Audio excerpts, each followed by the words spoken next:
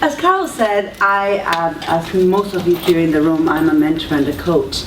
And it's a challenge for us to take care of ourselves when we're juggling work, family, parenting, and for you, teaching and coaching at the same time. So where do we go to regain our sense of self? How do we re-energize ourselves to show up for your teachers from a place of inspiration, support, and patience? Today we're going to talk about that. We're going to talk about how do you find your footing in times of stress? Where do you go to regain that sense of self and show up as the best version of yourselves? The best parent, the best partner, the best teacher, and yes, the best coach.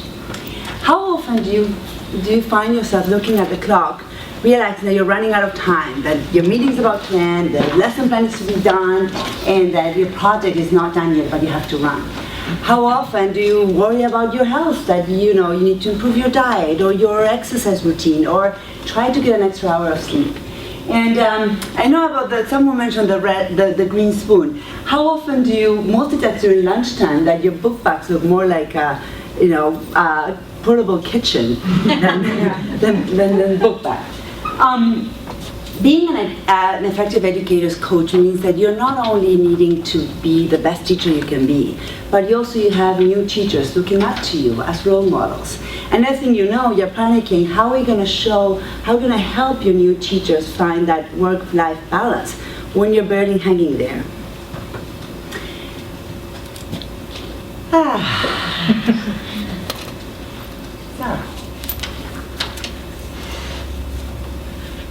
So, being the perfect coach is not what supports your teacher's growth and development. Being a coach from a place of purpose and clarity of who you are and what is important to you to feel alive is what supports and connects you with your teachers, with your students, and with the people around you.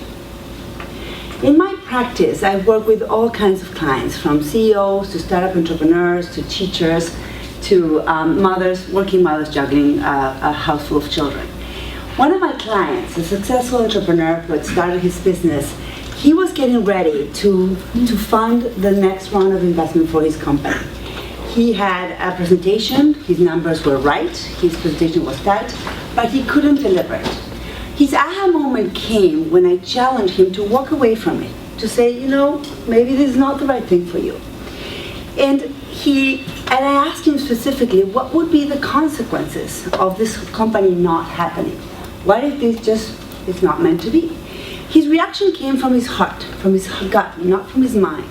And he said, my company is going to change the world. It's going to positively impact this market and bring transparency and lower corruption.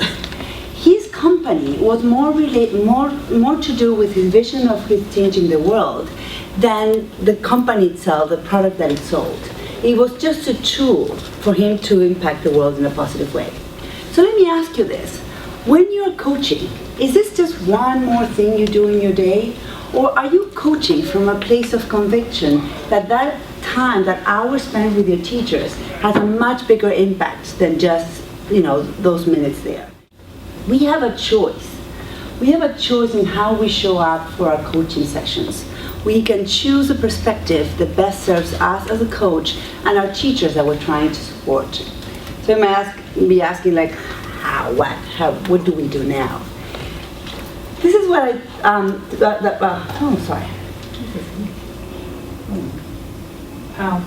right. Let's go. Oh, there. Thank you.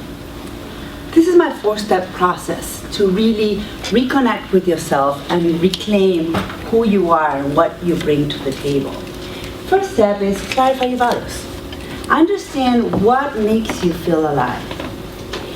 Make the list of the top 10 values that you know that without those, you're half you, you're half showing up, you're half your best self.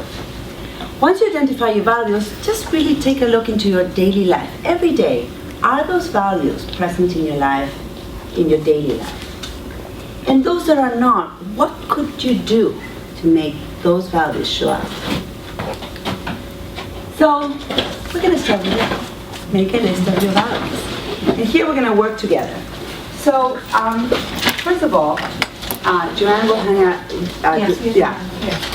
And look to your partners, look around your table, and you probably know each other, but if you don't, introduce yourself. Guys, to your partner, and she or he start telling the experience. Listen for the values that they're expressing.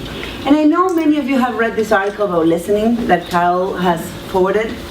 And there's a listening of the words, but there's a listening of the body language, the emotion, the tone. If your partner is talking about a moment in their lives when they felt that they were surrounded by family, and I'm giving you a simple example, and they go like this, they're reflecting this value of home, of safety, of belonging. So many of the values you're going to hear are pretty much, I call it common values, obvious values. Most of us might have the value of relationship or the value of honesty. But then there's the other values that are more unique to each one of us. Like I have a big value in adventure. Some other people have a big value on creativity or being challenged. So listen for those values and circle them in the paper that you have. At the end of the exercise, you're going to switch. And then when you do the two parts and you circle the values of your partner, read them out loud to them and have them find the resonance. Some of them might be true, some of them might not. They might add some others. But as you listen to your partner reading your values, write post-it notes. Different post-it notes for each value, because we're going to then put them around the room for us. Okay?